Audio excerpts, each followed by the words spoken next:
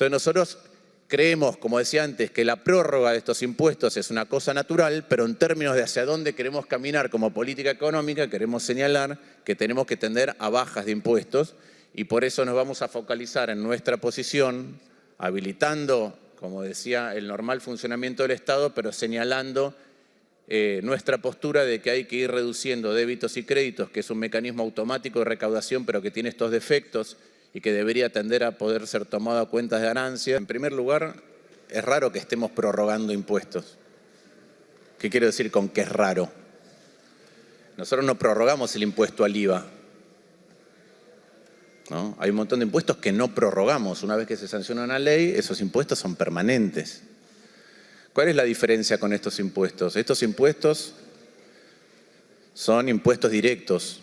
En la Constitución los impuestos directos le corresponde recaudarlos a las provincias.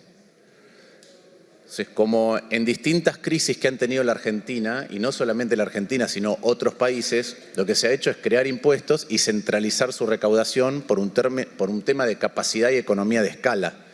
Entonces, el impuesto a los réditos, que hoy conocemos como impuesto a las ganancias, es un impuesto que surgió en la Argentina como respuesta a la crisis del 30, la crisis de la Gran Depresión. Surgió en otros países también.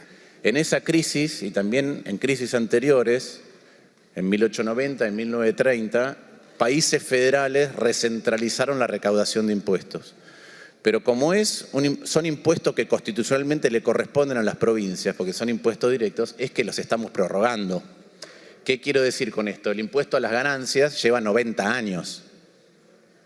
El impuesto a los bienes personales se introdujo en la Argentina en el año 1991. Lleva 32 años.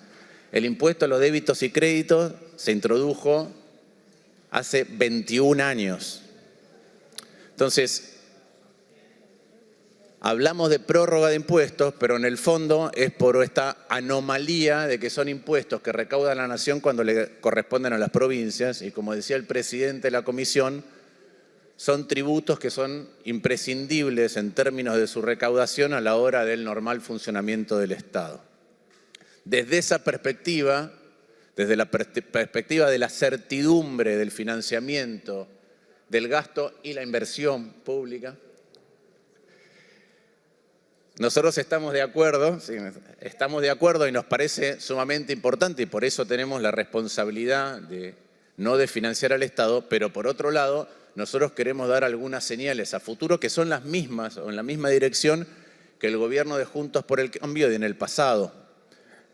Entonces nosotros creemos que bienes personales que se subió durante la emergencia o la ley de emergencia social, económica, productiva, etcétera, debería revertir a los niveles que tenían en ese momento, de la misma manera que creemos que otro impuesto enormemente distorsivo como es el impuesto a los débitos y créditos, deberíamos, en virtud de un acuerdo político, empezar a hacer que paulatinamente sea tomado a cuenta de ganancias. ¿Por qué? Porque igual que ocurre con ingresos brutos, que es un impuesto sumamente distorsivo, que impide agregar valor, o que obstaculiza el agregado de valor, que tiene un sesgo antiexportador, algo parecido pasa con el impuesto a los débitos y créditos. El impuesto a los débitos y créditos desbancariza, prevé un incentivo a la informalidad, prevé un incentivo a algo que no nos gusta que pase, que es la concentración vertical, la integración vertical, donde una empresa hace todas las etapas distintas de un proceso de agregado de valor y entonces no permite que otros surjan porque se ahorra toda la cascada de débitos y créditos. Es un impuesto que tiende a generar precios más altos porque toda aquella cuestión que tenga alta rotación, por ejemplo en los supermercados, lo que genera es el pago de impuestos de manera mucho más asidua durante el ciclo de un mes. Entonces nosotros creemos, como decía antes, que la prórroga de estos impuestos es una cosa natural, pero en términos de hacia dónde queremos caminar como política económica, queremos señalar que tenemos que tender a bajas de impuestos y por eso nos vamos a focalizar en nuestra posición, habilitando, como decía, el normal funcionamiento del Estado, pero señalando nuestra postura de que hay que ir reduciendo débitos y créditos, que es un mecanismo automático de recaudación, pero que tiene estos defectos y que debería tender a poder ser tomado a cuentas de ganancias.